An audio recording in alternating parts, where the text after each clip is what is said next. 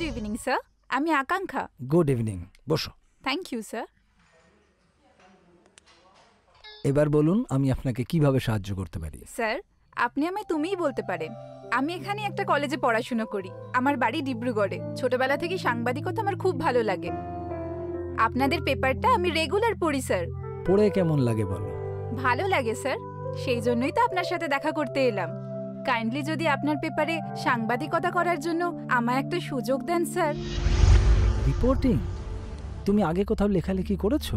করিনি স্যার, কিন্তু রিপোর্টারদের দেখেছি এই সাবজেক্টের প্রতি খুব ইন্টারেস্ট আছে, তাই। রিপোর্টিং লাইনটা কিন্তু খুব টাফ। পারবে তুমি? নিশ্চয়ই পারবো স্যার, আমার বিশ্বাস আছে।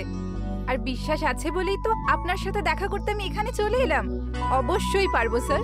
তোমার আত্মবিশ্বাস দেখে ভালো লাগছে, কিন্তু কথাটা হলো আমার এটা সাপ্তাহিক কাগজ। আমার স্টাফ বেশি নেই, পোস্টও খালি নেই, তাই ইচ্ছা থাকলেও তোমার সাহায্য করতে পারবো না। এখানে পোস্ট নাই থাকতে পারে স্যার, কিন্তু আপনি আমাকে ট্রেনি হিসেবে সুযোগ দিতেই পারেন স্যার। স্যালারিটা কোনো ব্যাপার নয় স্যার। আমি এখানে এসেছি কাজ শেখার জন্য।